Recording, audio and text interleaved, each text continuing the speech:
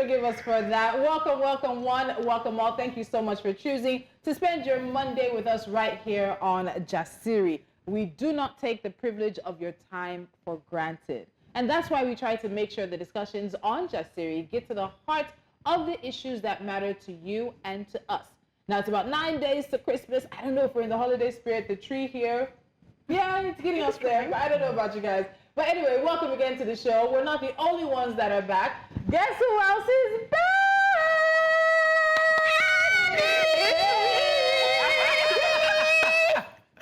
I had to sing along. This is my first day. Stop. It's my first day, Lolo. Just allow me for one day. How are you? How have you been? I have been stressed out. I have been rolling in the sand, in the mud, in gutters. And you're a method actor. Yeah. You're entering the method. I really wish I wasn't. I'm going to change some of my life decisions next year. Yes. The earth works with your skin. It doesn't actually. It doesn't. Don't they give you mud bath? Doesn't. It's not. It's not Nigerian soil. But you know, when I tell people that acting, they think of the glamour. But you don't know that there's some roles that bring you out of yourself and put you in the down and dirty. I've literally been thrown downstairs before. I went down the flight of stairs. You don't have double, body double. Body double. Can they pay the singles before they pay and if you are not some actor on some level, you can't even have such a discussion. And I don't think that we've even successfully been able to hack that stunt double thing. No, we haven't. No, they have. Okay, they have. Toby Bakari, I think not King of Boys. Brotherhood. Yes. Gang of Lagos. Yeah. And we saw some of it in the last King of Boys, and I think we also saw it in Shantytown. Yes. Oh, there was some in Shantytown. Yes. I remember. No, we now have like a group of people that actually do stunts in Nigeria. Yeah. I remember the guy that jumped off Third Mainland Bridge. Yeah. Blessings, they are looking for stunt ladies. So Look at the look of Blessings. I need a stunt double. Even in real life. I need a life double. Even in real life. Just take over my life for a few days. Speaking of rubbing in the mud, right? I saw a movie with Lolo in it. And I'm literally looking at Lolo differently this morning. Lolo is such a great actor, and I'm not even joking. My God. I'm so proud of you. from my girl to me. Just enjoy the moment. I mean, enjoy the moment. Well, thankful to you. Thankful. I like it that, you know, we're able to celebrate ourselves when we truly excel at the things that we do. It's such an honor. I'm always in awe of Tolu and Abuji ways and her public networking skills. Oh, yeah. Tolu just be like, oh, I'm going to get that. And that's just final. Yeah. I know it's as good as done. Yeah. Anyway, before we touch on one of the hottest conversations, you know, this weekend, am I to continue? Yes, please go. Because they keep raining on my parade at the moment. Sorry. Okay. Anyway, we need to celebrate a special someone today, Lieutenant Shangfei Maigari, who has made history as the first female pilot in the Nigerian Navy since inception in 1964. Her journey began in 2016 when she graduated from the Nigerian Defense Academy and was commissioned to a sub-lieutenant at the ceremony where she was presented with the pilot ring. She said, becoming the first female pilot in the Nigerian Navy feels surreal and a significant milestone, not only for me, but for all my female colleagues who can draw inspiration from this achievement. I also, you know, give my success. Hope my success motivates young civilian girls aspiring to join the military, particularly the Nigerian Navy, to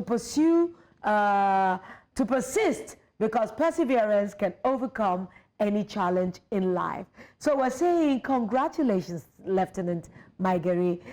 She joins a Deputy Superintendent of Customs, Olanike Nafisat Balogun, who also made history last week as the first female pilot in Nigeria from the Customs Service, charting the path of resilience and breaking barriers in aviation. These are the things we love to see, even though that was a blurry mess. You made your way through. Yeah. It's wearing those glasses. Yeah. I left it at Too home. sweet. This is why she remains a suspect. Of course. And I don't want us to like quickly gloss over this story. So we want to celebrate her for such an achievement. That is I'm so proud of women, especially. Women have done that in aviation. I think we have a couple of women now in aviation who are pushing. So that means Pushing for the every girl boundaries. child out there, your dreams are valid. You can totally fly. Don't let nobody tell you And you can literally fly. Literally. Okay, that said, now on Friday we spoke about... we're back here. Wait now. So that's why I said we shouldn't gloss over the victory that we're celebrating, because this might just dent it. Now on Friday we spoke about Kemi Badenoch, the first black and female leader of the Conservative Party in the UK. Her spokesperson had replied Vice-President Kashim Shettima's comment on her denigrating Nigeria and saying she is not there to do PR for Nigeria. But lo and behold, this weekend has been full of gossips and comments from Nigerians. Let's see if we can catch up. But first, there was an article with the Spectator. She said, "I find it interesting that everybody defines me as being Nigerian. I identify less with the country than with the specific ethnicity, which is Yoruba, as though Yoruba is not in the country. I have nothing in common with the people from the north of the country, the Boko Haram, where Islamism is. Being Yoruba is my true identity, and I refuse to be lumped with northern people of Nigeria, who were our ethnic enemies, all in the name of being called a Nigerian." All right. This is disturbing. Wow. Should we enter this lady? Are you kidding? We're going to enter we into want to her. layer the pieces for you. Yeah, exactly. So that when we launch our attack, it will be worth it. So shortly after the article was published, an interview that Badenoch had done with a UK journalist also caught fire online. She was asked if she trusted the UK police, and here is what she said. She said more, guys. She did. I know. I'm waiting. Do you trust the British police? I do. But remember my experience with the police in Nigeria was very negative. And coming to the UK, my first experience with the police was very positive. The police in Nigeria would rob us. So when people say, "Oh, I had this bad experience with the police because I'm black and they're white," I was like, well, I remember the police stole my brother's shoes and his watch. His shoes? Yeah, they took his shoes and his watch. It's a very poor country, so people do all sorts of things, and giving people a gun is just a license to intimidate. But that's not the bar we should use for British police. Obviously, it should be much higher. But my experience was so positive. When I was burgled, for example, the police were there, very helpful. They eventually caught the person. This is 2004, so 20 years ago. The police did catch criminals, and now we've given them too much to do, in my view. So the police are... All right. Now, plenty of people, Lola, don't worry. We got you. Now, plenty of people have something to say about what Badenoch has said and what Vice-President Shettima said. Temitope Ajayi, a senior special assistant to the president on media and publicity, posted about how her party lost the elections because they couldn't make the UK paradise in their 14 years in power. Take a look. So let's take the top of what he said. What I get from some of our people parroting and supporting Kemi Badenoch's bad mouth and irrational diatribes against Nigeria is that their parents do not have a right to personal honor and dignity insofar their parents cannot provide all they desire and fancy. Parents in this being used as a sort of allegory for Nigeria. That Nigeria has her challenges like any other country on earth means we must accept every kitchen sink thrown at us, even when they are outright lies, like all of Kemi's fairy tales. Saying incorrigible Kemi is correct and has a right to her opinion is like saying because my parents are poor and couldn't give me everything I wanted as a child, I should not protect them when an outsider or a neighbor disrespects them. Let's also look at, I think there's somebody else as well, Annie. Oh, yes. So there is a prank, I think Prank Shaibu, an aide to the former Vice President Atiku Abubakar. He has also criticized Shettima for engaging in small talk with Badenoch instead of focusing on more important matters. So it looks like there's a lot of basketballs happening from many different quarters, and this is what he said. Those criticizing Kemi Badenoch should pause for a moment of introspection. The mere fact that her name is Kemi or that she has Yoruba roots does not automatically render her Nigerian. What? After all, Arsenal's Gabriel Jesus is not the son of God. Oh gosh, what an inference. That's the Vice President. Yeah, so Shettima should find something useful to do with his time. Okay. We have one video. Let's see if we can quickly get to that. Singer and activist Seun Kuti also had a few choice words for Badenoch and said she should, in fact, be banned from coming to Africa. Quickly, here's what he said. Of them have been praising this woman. Somebody that is insulting us.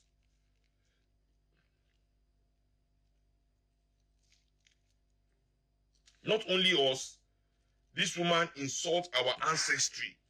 This woman said we should pay Europeans for colonizing us. You don't understand? So Seun said that she should be banned from coming to Nigeria. The video has, we will rather leave that aside right now. Yeah. Ladies, we don't have a lot of time because our guest is on standby, but we spoke about her on Friday. And I was not expecting, I thought it was dying down. But then the article from the Spectator came out, then the interview she did with the British journalist. And I don't know how they're asking you about trusting the UK police, and then Nigeria enters it. And I said it on Friday. She's actually using Nigeria and her separating herself from us as part of her spiel and her shtick to her conservative party and to anti-immigrant people. And that is basically all of her identity. That's her campaign. The moment you talk about Kemi Badenoch, it's not necessarily that she's Nigerian. It's the Nigerian who denigrates Nigeria. Exactly. That is what has now become the banner. identity. Yeah, exactly. Yeah. I think I now understand what Winifred Wanya was saying the other day about embarrassing your country. You should be an ambassador, but this is downright berating, right? There's a difference between what, I'm sorry to bring it back, like, you know, the Davido situation, you know, where he was speaking honestly to the reality, yes, of the Nigerian people. But She this doesn't one, even live here. you Davido literally- lives here, so he's suffering whatever. So a little bit of it. So there's a lot of generalization going on. I'm not going to say that what she's saying there is not true. Maybe it happened with one police officer. But you sitting down there and say the police in Nigeria would rob you. Nigeria is this. The people of Nigeria, you give them a gun. poor You country. just generalize everything. And They were I'm so wondering, poor you that know, that means when she lived in Nigeria, they were so poor that they could afford to go abroad. That was how poor our parents were. So you're not and gonna- they lived in Nigeria. You're not going to I would like this. outrightly have not even said anything because she's entitled to spill anything she wants out of her mouth. But now that it's like an attack on us. She's doing it like deliberately to undermine us in every way possible. And if people now go about attacking her, they will say, oh, this and that. Our identity, I'm waiting to see the achievements she's going to make as the leader of the Conservative Party. Shouldn't that be what she should be focusing on? How to get our party? Getting asked about it because people know that Nigerians react. We are to her. very vocal. Very Of reactive. course. Not a minority, not a majority, but Yeah. we're a very, Very vocal vocal. majority. We're not going to online. take it The lying moment down. it is anything to do with a Nigerian or somebody of a Nigerian descent or somebody somehow affiliated, associated, tied to us, we're there. Annie, you wanted to say something. You guys are not gonna like this. I'm not saying that she's right, but I'm also saying that she's not wrong. Hear me out. No, we don't disagree. Over the weekend, there was this, there was a trend. I think it was on Twitter. A thread that was trending, how people were just talking about all the things that the police have done to okay, them. we have some reactions to that. Exactly. And some of the stories are horrendous. And these aren't isolated cases. Yes. These are things that happen on a daily basis, some we never even hear about. People have lost their lives because you've got trigger-happy policemen who think, listen, I've got the gun, you do what I say. And they, for 500 naira, they kill people. So I don't support, you know, being put down, but I support being honest. And that's why I felt how I felt about the Davido thing. He didn't say anything wrong. This is someone who I see has some sort of a bit of self-hate. That's what I would talk about in terms of Kemi Badenoch. But in terms of things she's saying about Nigeria, you guys, we're all living here. We know what this country She is. is not living here. She doesn't live in Nigeria. No, but she so does. what gives her the impetus to just talk about us? Okay, so that was her reality 16 years ago. But she our cannot reality- generalize. But 16 years What later, does she it's mean? way worse. Okay, so it's so way What does she worse. mean? That's So all if fair they say it enough. was Up to worse, 16 so years what are we now of age. saying that those are living in the present reality? But Don't when you everybody like, should throw the but baby, no, when you have people the coming bathwater on, out when to you the have baby. people coming online to share stories that are even much worse than shoes getting stolen. So I understand your anger, and my thing is, at her level, if we're saying that Davido had a responsibility, she has a higher responsibility. This is diplomatic now. I hear you. You are a She leader has of a no political diplomacy. party in another country. Speaking about country. She has built her reputation. I'm very sorry. She has built her reputation On tearing down Nigeria. tearing down Nigeria and separating herself from Nigeria. That is her choice. Absolutely fine. Yeah. No problem. Yeah. What's her full name? Olukemi, Olufunto, Adegonke. Badenoch. She should just keep us out of her mouth. So, but how do you keep She us cannot speak alone? our reality to us now that she is hearing from a third party. What Kemi is doing is not different from what cloud chasers will do. Exactly. They build their identity around chasing clouds, around hating on people. It's bad enough. I understand. I get you, Yeah. right? But that's why I started off by differentiating what the Davido situation was with hers. It's bad enough that we're facing these challenges. I'm not saying that what she said was a lie. We see these things as reality, not for every police person, because she went there and generalized. We see this as a reality, but it's so bad now that they're asking you if you trust the British police, And you're dragging Nigeria to Nigeria. Oh, Nigeria, where I come from, they will steal. You know what? from Let us be like exes that have a gag order. You don't talk about us. We don't talk about you. Vice-President Shettima, but please here don't is- mention her again. But here's the thing, that is part of her overall experience. Part of her Focus on your conservative, on your party, the opposition party that you are leading. Let's see you make giant strides there. Let us talk about the great things you're doing. Leave Nigeria out of your Are you mouth. saying the fact that a person doesn't live here doesn't give them the right to speak about this country? Is that what you're saying? So are you kidding me? So, see. What would be her capacity? In what capacity? Somebody that denigrates where she came from? So the truth She is, has visited over the years. Oh, she has visited. So every visitor that comes to Nigeria, let me tell you, we go abroad all the time.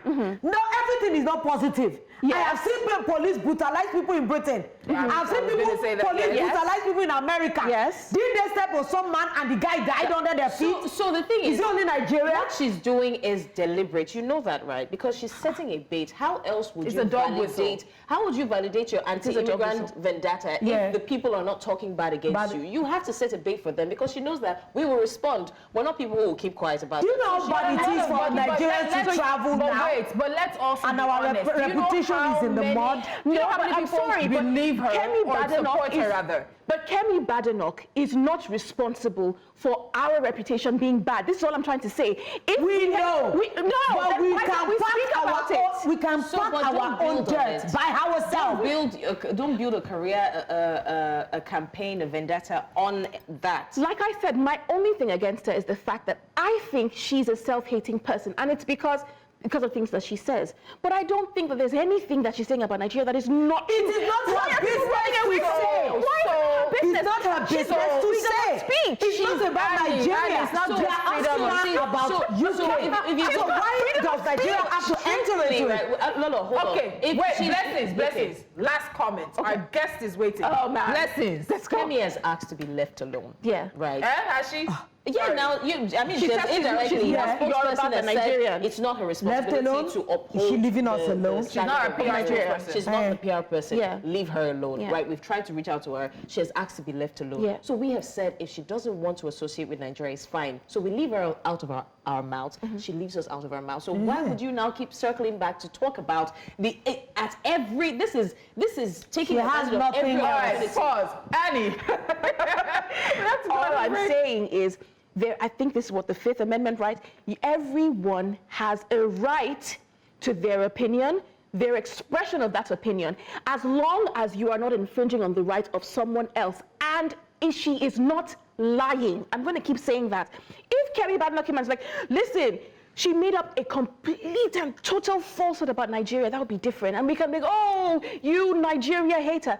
The fact is, what she's saying can be corroborated by identifiable, recorded facts. Okay. As long as I agree that we have issues in Nigeria, if we like it or not, as long as we keep painting ourselves like this, there are still so many positives to us in Nigeria. I do not deny the fact that we have torrents of problems. Yes, just like every country has. But you don't see them going outside every day, tearing themselves down. So what is all this positive speaking? Let's speak it until things get better. So what are we supposed to do? Agree with everybody that says everything in Nigeria is bad? I swallow it down. No, I will not agree to that. We need to go on a break, and I feel like something else. I have not said my own, but there's no time. Something else will happen around Kemi Badenoch this week, and I can also open the phone lines. I agree. would love to hear what Nigerians have to say about what she has said as well. So let's plug it for now. It's a fresh new week, and we've got wonderful guests lined up for you, like one who's been on hold for us, and we're going straight down into a conversation that looks at the criminalization of defamation and protest, as well as challenges in the criminal justice system. Our guest is Funke Adeoye, the Executive Director of Hope Behind Bars Africa. Stay with us.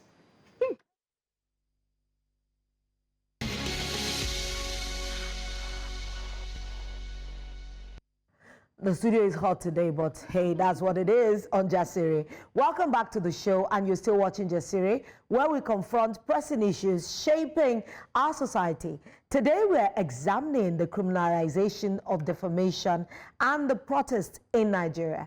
One of the two critical areas that directly impact freedom of expression, human rights, freedom of expression, human rights, and democracy. These practices are often blurred. There are often blurry lines between maintaining order and stifling dissent.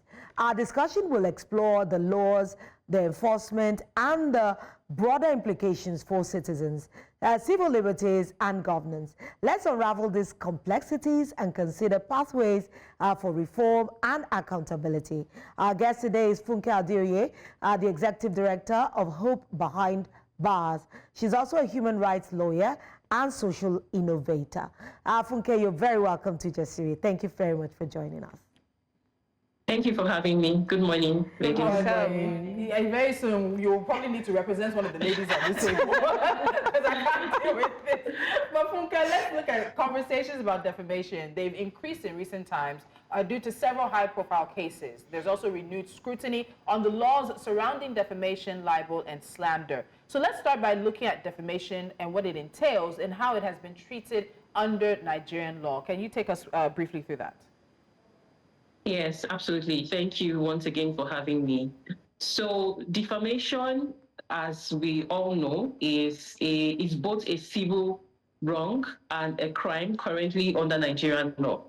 Basically, there are several elements that need to occur for defamation to prove defamation, which is basically around that a person must have either written or must have said something that is untrue, that has a possibility of ridiculing a second party in the eye of a third party. And this, like I said earlier, is provided for under civil laws and also under the criminal law, section 373 of the Criminal Code criminalizes defamation, and a person who commits defamation in Nigeria is liable to imprisonment for up to 2 years or for the payment of fine under section 375 of the Criminal Code of Nigeria. But I mean, as we all know, some states have gone ahead to decriminalize defamation by removing defamation under their criminal code law. So Ekiti State, Lagos State, and Edo State specifically have removed defamation under its criminal laws. I'm so sorry. Let me quickly interrupt. Yeah. Ekiti State has removed defamation under criminal laws, but we know that the situation involving Dele Farotimi and Afe Babalola is happening in Ekiti State, seemingly in a criminal case of defamation. Can you please explain that? Yes. So Dele Farotimi was charged under Section 24 sub 2 of the Cybercrime Act, which also is one of the laws that stipulates defamation as a crime. If we saw a lot of the hula baloo that happened with his arrest, there was a reason why he wasn't arrested in Lagos State, where the defamatory action in quotes actually occurred. Defamation has been removed from the criminal law of Lagos State, from the criminal law of Ekiti State, and so he was charged under Section 24 sub 2 of the Cybercrime Act, which is one of the recent legislations that still criminalizes defamation by virtue of where somebody publishes something in the open space or in the internet that has the possibility of ridiculing a third party. Okay.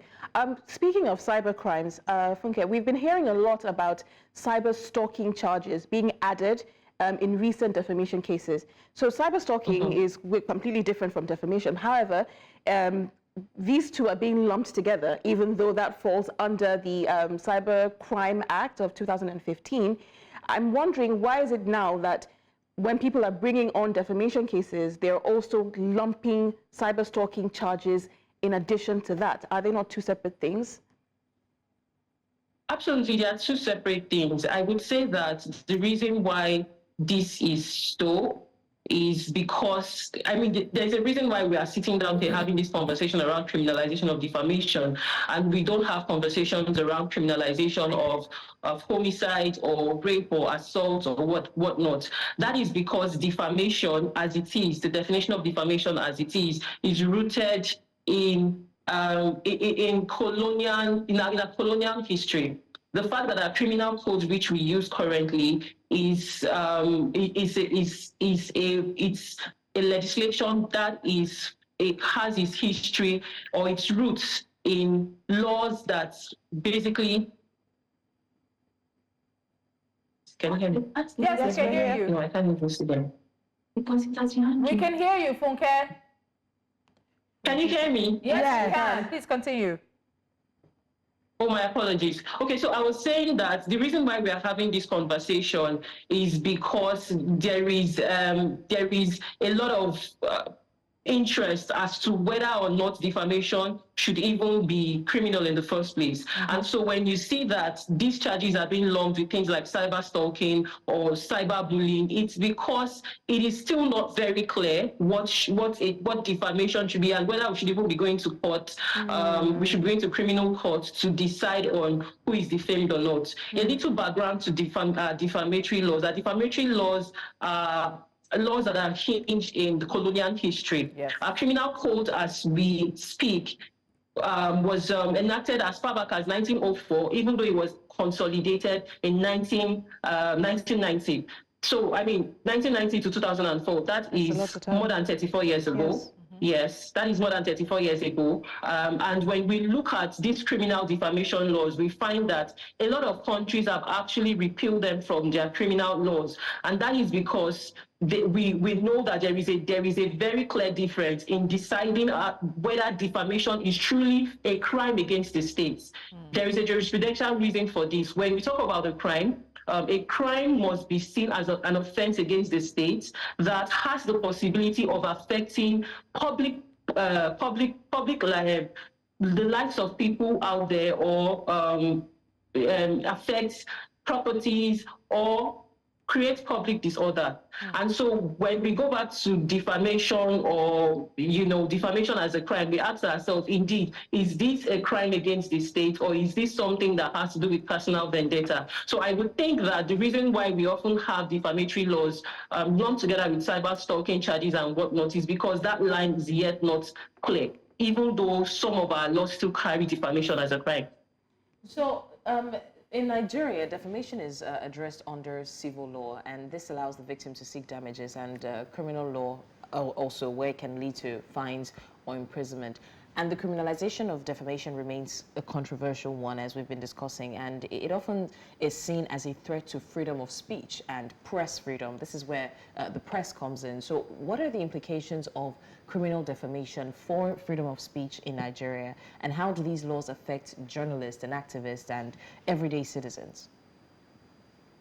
All right, thank you. I would say that the implications of still having defamatory laws in our legislation is really quite there, because we do know that as a country there is that possibility where people in power or people of influence or the wealthier people have much they are able to weigh in more on the criminal justice system than people of lower socioeconomic means. So what that means basically is that with having defamatory laws still prevalent as criminal laws, it would create room for dissent. It would create room for people to be scared to really speak truth to power, because you don't know what you might say today that would lead you in prison, or you don't know what you might say today that would get you into the police coffers. And this year alone, I mean, there's been lots and lots of incidents where journalists have written different stories and they were either abducted. I mean, remember, I don't know if you remember the story of Daniel Ojukwu, who works with Foundation of Investigative Journalism in April or thereabout. He had written a story and he was literally abducted by the police because of the story that he wrote. And he was kept there for 9 months. And then we have a lot of other journalists. I mean, in the past couple of years, there's been lots and lots of cases of journalists. Even people remember the story of Chioma Okoli as well. That did not have to do with somebody in power. Chioma was the lady who wrote something about the tomato paste. And as we're talking, as we speak right now, her matter is still in court. And so I would say that not only does it affect the ability for people to freely express themselves, but it also puts a strain on our criminal justice system, because like I mentioned earlier, a crime is an offense against the state. There are other things that the state's resources can be used to. There are other serious crimes. I mean, there are a lot of insecurity issues in the country right now. But there are other serious things that the resources of the state can be used for, instead of trying to address personal vendetta. If somebody has spoken ill against you or has ridiculed you in the eyes of the society, go to a civil court and ask for damages, right? Instead of using the police, using the instrument of the criminal justice system to gouge or to shut down people's voices. And also to say that, I mean, even the place where we got this legislation from, England, the Brits, they have repealed this law for as long as several years ago. So why are we still keeping the laws, these defamatory laws or criminal defamatory laws? States like Ghana, across Europe, you would never find criminal defamatory laws in their legislation. Laws are made for man and not man. Yes, laws are made for man and not the other way around. So we must ensure that our laws reflect where we are, our realities as a nation. All right, thank you so much for all the enlightenment. I just want to draw your attention, because this one is commonplace for everyone, about the recent high-profile cases of defamation that has been rife in recent times. We're talking things like Burna Boy versus Speed Darlington, Dele Faratimi versus the government. We had El Rufai versus Nkiru Umar. Then Falanos versus VDM, Mercy Chinwo and Nathaniel Bassi versus Online Troll, and a lot more. It's been happening to a lot of high-profile people in recent times. And now I'm looking at it, that when we look at the application of defamation laws, additionally, now that we're saying every time we talk defamation, now we have to just put the younger brother beside it, cyber stalking. How did these laws, cyberbullying, how do these laws align with global standards, especially when we're looking at delicate things like free speech and human rights? Even though you mentioned a little bit about it, but do you think we should repeal this defamation case and just make it purely civil? Because a lot of people do not really understand this. I want you to enlighten us a little bit more on this particular issue. All right, thank you. I mean, I think my answer to that question will be a categorical yes. As someone who currently has a defamation, a criminal defamation suit, I do know that just looking at the process, you have mentioned a lot of high-profile cases, because trust me, most times it is these criminal defamation cases are only brought when there is somebody who has more influence, more power, and then there's someone who doesn't have as much influence and power. When you look at the various treaties that Nigeria is a signatory to, the International Convention on Civil and Political Rights, the African Charter on Human and People's Rights, these are all global treaties that Nigeria is a signatory to. They particularly states that freedom of expression is guaranteed. And, you know, going further to say that across these treaties and across several of these instruments that Nigeria is a party to, there's no reason why defamation should be part of our laws. Even to also say that even in Nigeria, in the case of Aviowo versus the Commissioner of Police, it's a Supreme Court case, and Supreme Court cases are basically locus classicus cases, basically saying that whatever the Supreme Court decides can also be infused back into our laws. The law is very clear that criminal defamatory laws are ultra-vires, or they do not have a place in a democratic society, because it undermines the freedom of speech, it undermines the freedom of expression. That is not to say, because most of the proponents of criminal defamatory laws say, oh, does that mean that people have a right to say whatever they want to say? No, that doesn't mean that. Now, when you look at a crime as it is, right, the idea behind crime, like I mentioned earlier, is that there must have been there must have been an action that has the possibility of affecting public order, that has the possibility of affecting the lives and property of the people. How has this been proved, or how can this be proved when we talk about criminal defamatory laws? Basically, it is an action that has been carried out where between two people there's a personal vendetta, and the fact that we already have a structure under our civil laws, right, that creates an opportunity for people to get damages if they have been defamed. Why do we have to go through the criminal route when we can just simply go to a civil court and then address it? Which is where, you know, Femi Falana, when that came up with VDM and Bobrisky, he went to civil court. And I know as a lawyer, I've handled a couple of cases. The court is there for you to go to, and you even get damages in different forms. So I would say again categorically to your question that these laws have to go. There are lots of laws that were in our criminal code. You know, once upon a time, we used to have laws that criminalize people for walking on the street, for trespassing, for being vagabonds. These are laws that are no longer relevant in the society that we have today, and they have no place, you know, in our legislation. They have no place in a democratic society. Yes. So, Funke, I'm quite curious as to who makes the decision whether a defamation case should be civil or should be criminal. Because, as you said, we've seen civil defamation cases working their ways through the Nigerian court system. But who decides? As you're saying that a crime is meant to be a crime against the state, an action against the state liable to cause public disorder or affect public sentiment or what it may be. When you look at some of these cases, they don't meet that criteria. So who decides whether a case is a criminal defamation case or a civil defamation case? Is that up to the alleged victim, or is it up to the court system? How does that work?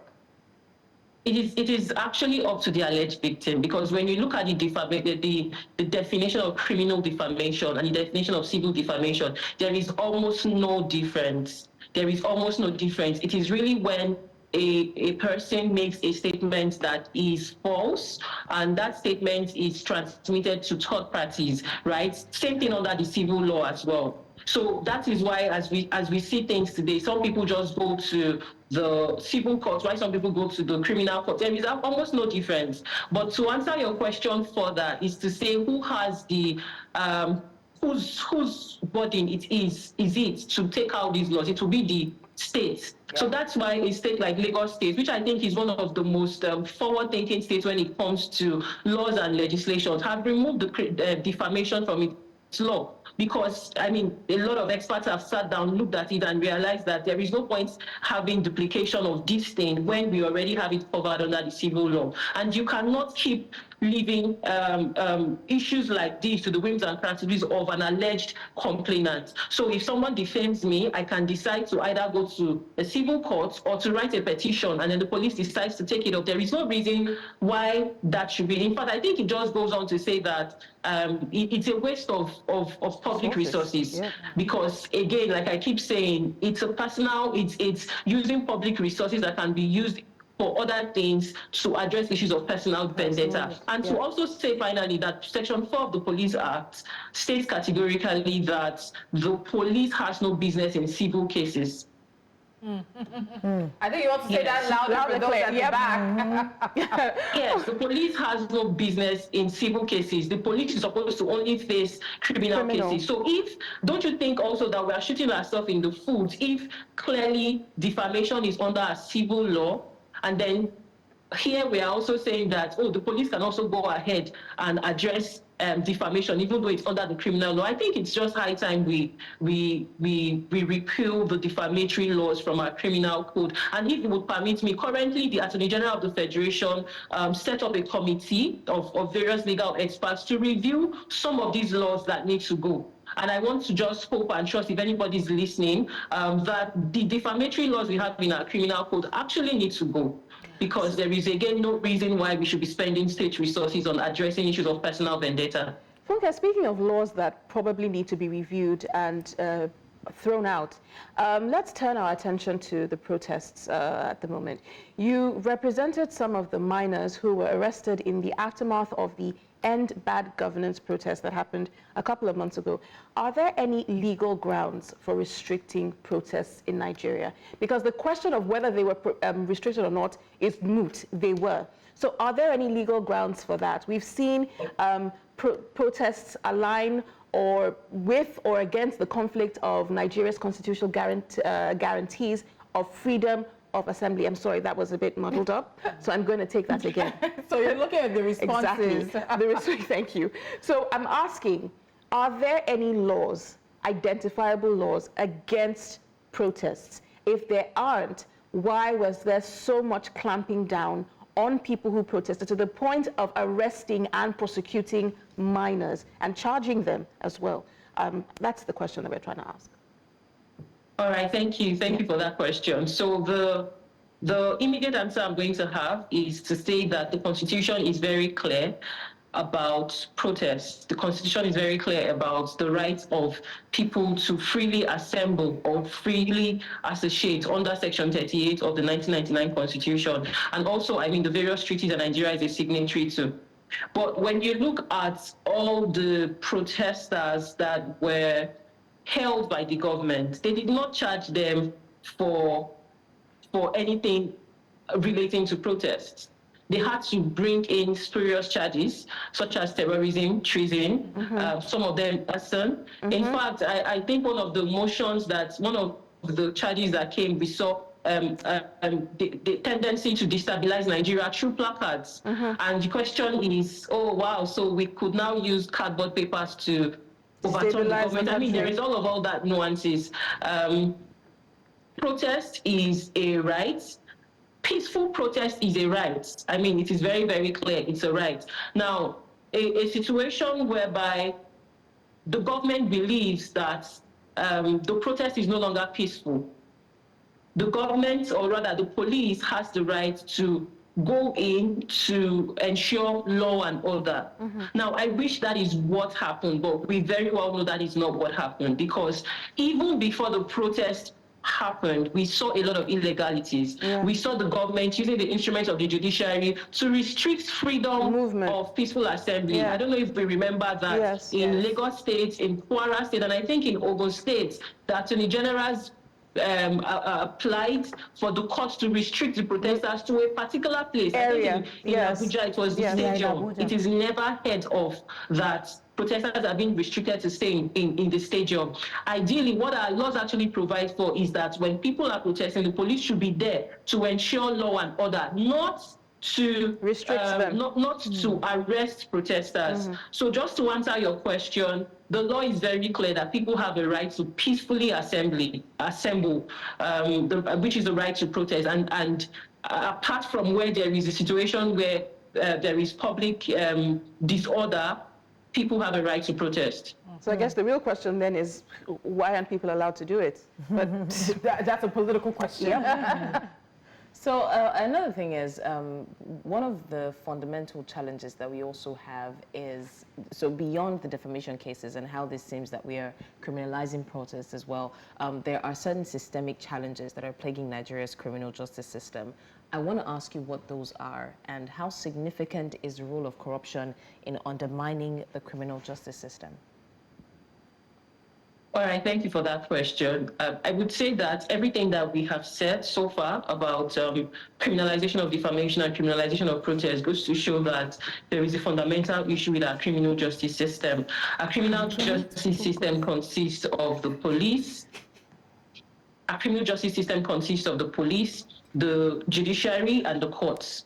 If from everything that we have said so far, the response to your question is it's a lot. If I begin to talk about the challenges, we won't live here today. So I just want to go back to everything that we've said so far. We see that obviously there is a very strong play of corruption in the sense that people who have more influence have more tendency to wield power within the criminal justice system. The police, as it is,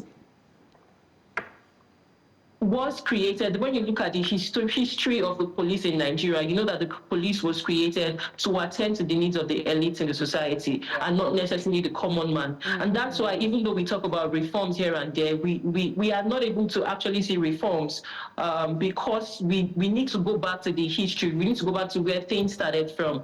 Our criminal justice system is supposed to ensure that people go through the system, people come out, and they, before coming out, they are changed or they are rehabilitated, and then there is no repeat of offenses. But in actual sense, that is not the case. Yes. We have issues of people spending a long time on trial. We have issues of people giving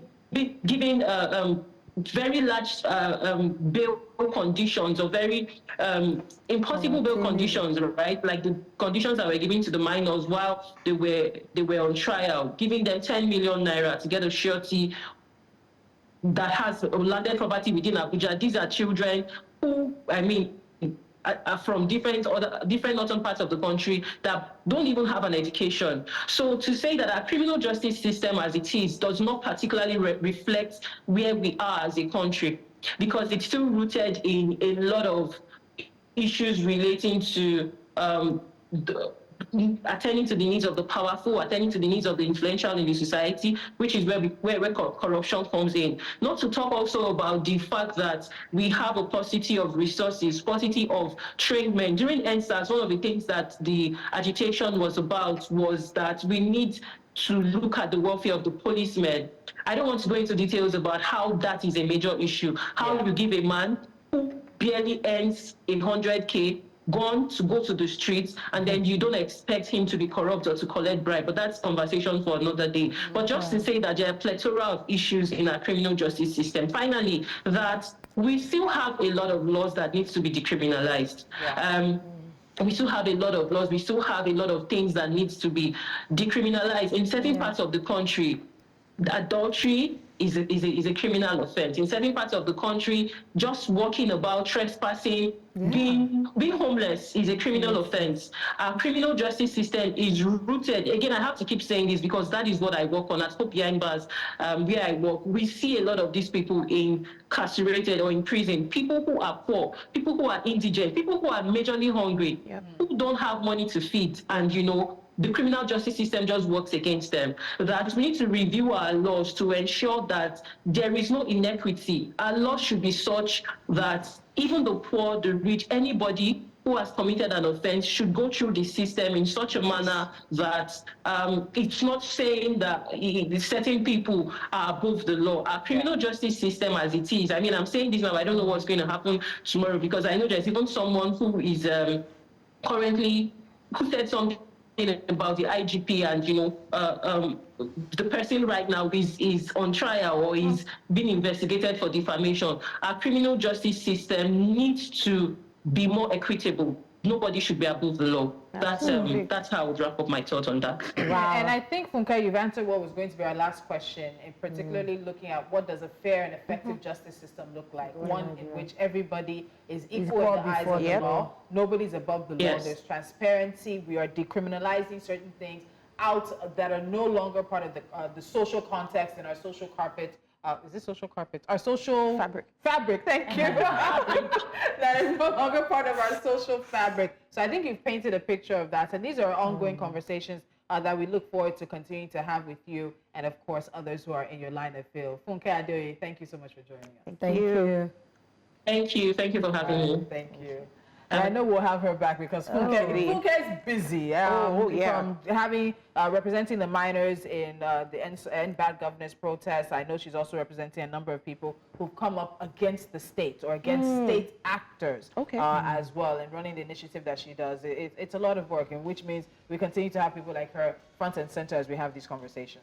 Yes, absolutely. All right, ladies, I think that's it for us. So I want to talk about Kemi Badenoch. We're not done. Because you didn't say your own one thing. We're going to pick a day this week where we will air this conversation out and we'll open up the phone I'll start writing down what I want to say. Yes, I think everybody should marshal their points.